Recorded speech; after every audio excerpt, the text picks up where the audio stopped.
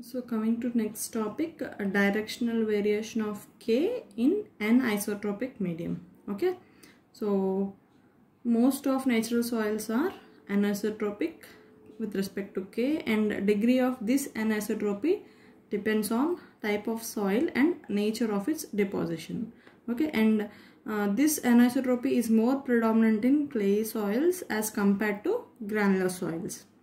So in anisotropic soils, the directions of the maximum and minimum permeabilities are generally at right angles to each other, and generally this maximum permeability, this maximum coefficient of permeability will be in horizontal direction. Okay, so here I am considering a figure A which shows the seepage of water around a sheet pile wall. Okay, here I am considering a point O at which the flow line and equipotential line are shown below. Okay, so I am considering this equipotential line and flow line are like this. Okay, in anisotropic soil, the flow line and equipotential line are not perpendicular or orthogonal. Okay, this is the important. Okay, in before we have considered as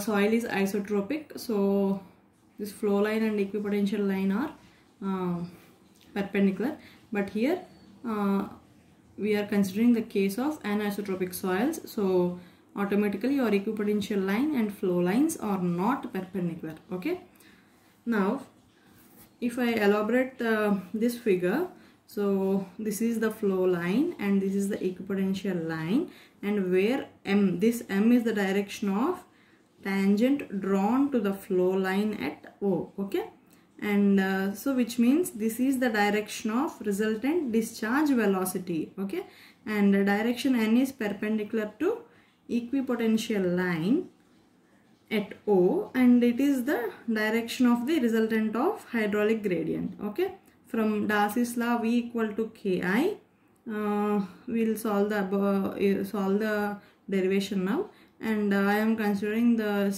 angles as alpha and beta. Okay, from Darcy's law we get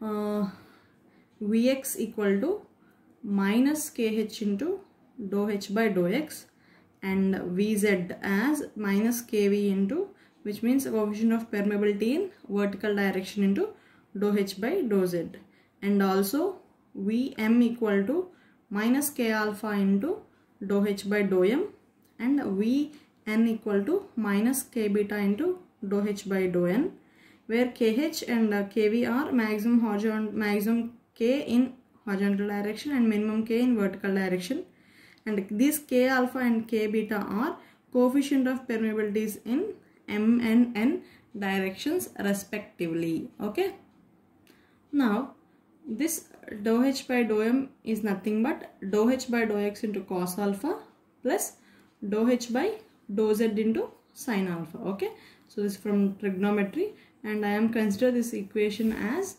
equation A. Okay, from small a and small c, I have obtained dou h by dou x as minus Vx by kh, and dou h by dou z as minus Vz by kv, and dou h by dou m as minus Vm by k alpha, and dou h by dou n as minus Vn by k beta. Okay, I have written Vx as minus kh into dou h by dou x.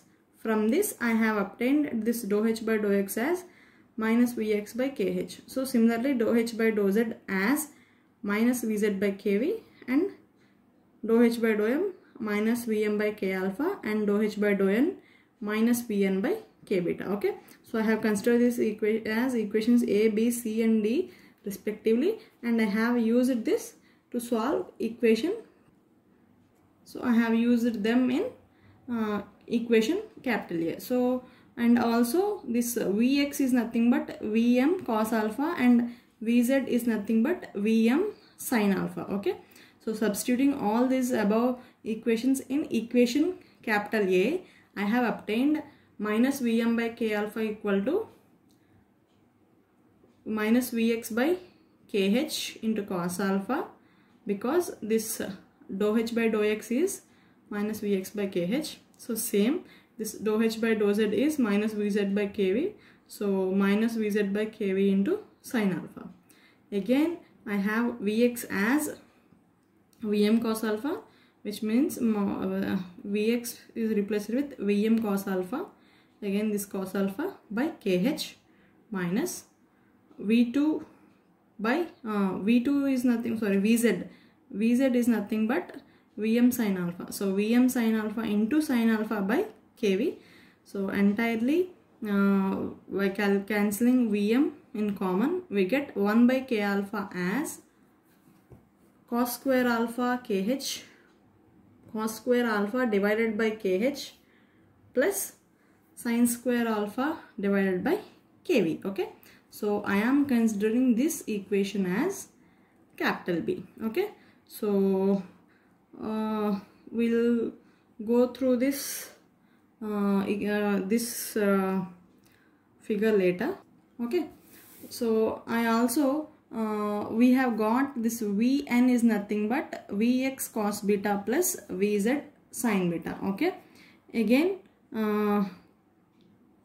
k beta into, so Vn is nothing but, okay, this Vn is nothing but k beta into dou h by dou n. So from small a, small b, small c equations, we have we are using them here. So Vx is nothing but minus kh into dou h by dou x into cos beta. So I am cancelling minus in common, and Vz is nothing but kv into dou h by dou z into sin beta. And also this dou h by dou x is nothing but dou h by dou n into cos beta, as well dou h by dou z is nothing but dou h by dou n into sin beta. Okay, now substituting all these equations in equation capital C, I have obtained k beta into dou h by dou n equal to kh, and in terms of dou h by dou x, I am writing dou h by dou n into cos beta and into cos beta. Okay, plus kv and dou h by dou z as dou h by dou n into sin beta. Okay, so into sin beta. So entirely by substituting all, I have obtained this k beta as kh cos square beta plus kv sin square beta. Okay, so for given values of direction permeabilities, kh is proportional to kv, so yield slightly different values of direction of permeability. However, this maximum difference will not be more than 25%. Okay, if we plot this in this equations capital B and capital D in terms of figure, then we'll obtain this figure. Okay, and this nature variation of k alpha with alpha. So this is horizontal permeability and this is vertical permeability, and permeability in alpha direction.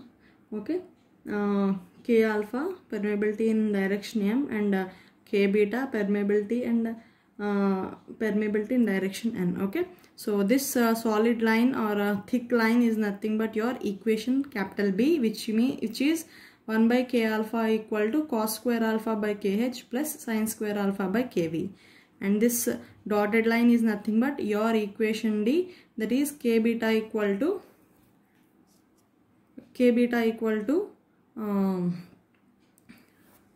kh cos square beta plus kv sin square beta. Okay, so this difference should not be greater than 25%. So that is the major note here. Okay, so this is about this directional variation of K in anisotropic soils. Okay.